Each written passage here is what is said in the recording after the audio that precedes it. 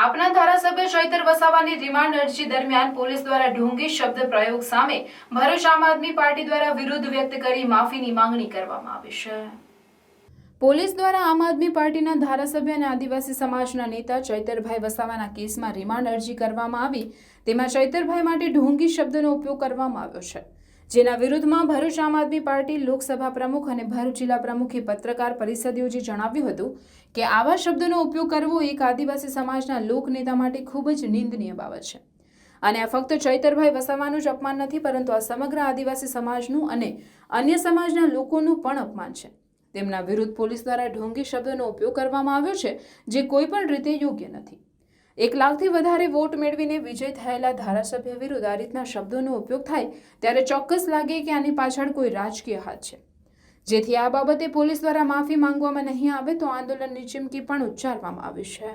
તાજેતરમાં જોઈએ તો વિદ્યા સહાયકોનો પ્રશ્ન હોય, આદિવાસી વિદ્યાર્થીઓની શિષ્યવૃત્તિનો પ્રશ્ન હોય, માનવ સર્જિત પૂર આવ્યું ત્યારે ખેડૂતોની મદદે આવવાનું હોય કે બુલેટ ટ્રેન અને એક્સપ્રેસવેના ખેડૂતો જ્યારે એમની પાસે રજૂઆત લઈને ગયા તો એમના માટે એમને અવાજ ઉઠાવ્યો, એક નકલી કચેરી એમને ખુલ્લી પાડી। ખાસ કરીને આદિવાસી વિસ્તારની અંદર આદિવાસી જનતા માટેની જે યોજનાઓ છે એ યોજનાઓ ફક્ત કાગળ પર હતી, એમાં ભ્રષ્ટાચાર થતો હતો, એને ઉજાગર કરીને આદિવાસી જનતાનો હક અને અધિકાર એમને અપાવ્યા।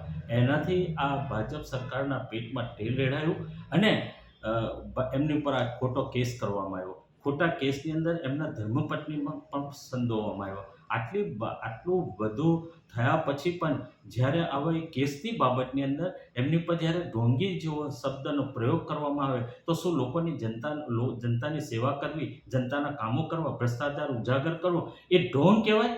જો એ ઢોંગ હોય તો શું ગુજરાતની અંદર ભારતીય જનતા પાર્ટીના લોકો જે દારૂનો ધંધો કરે છે, ડ્રગ્સનો ધંધો કરે છે, તે શું છે?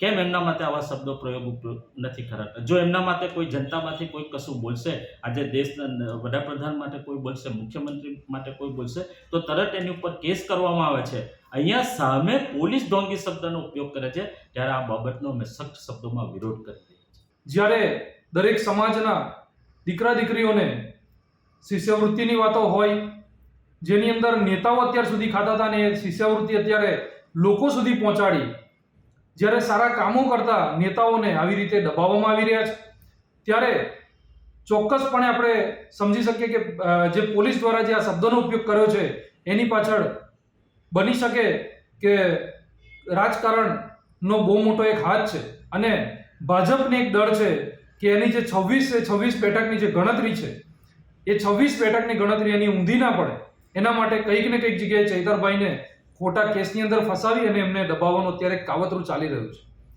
જો આગામી દિવસોની અંદર પોલીસ આ બાબતે માફી નહીં માંગે તો આવનારા દિવસોમાં આદિવાસી સમાજ દ્વારા જાણકારી પ્રમાણે આંદોલન કરવામાં આવશે એવી પણ અમે એક ચીમકી આપી રહ્યા છીએ।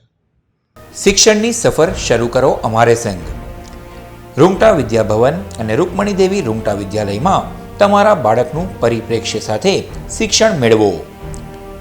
સુસંસ્કૃત શિક્ષા અંગ્રેજી અને ગુજરાતી માધ્યમમાં છેલ્લા 53 વર્ષથી શિક્ષણ ક્ષેત્રે આગવું પ્રદાન રહ્યું છે।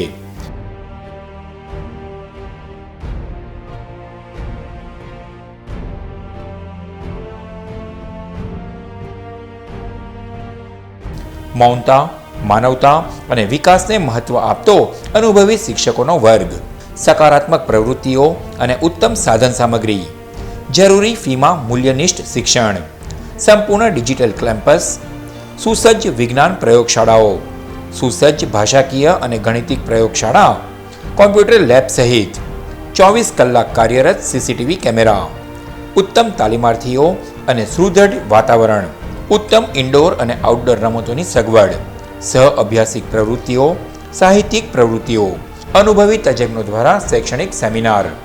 આપણા શિક્ષણ કક્ષાઓમાં તમારા બાળકોના ઉત્કૃષ્ટ અને આધુનિક ભવિષ્ય રચવાનો અવસર। વધુ વિગતો માટે આજે જ શાળા કેમ્પસની મુલાકાત લો। Rungta Vidyabhavan, station road, Bharuch.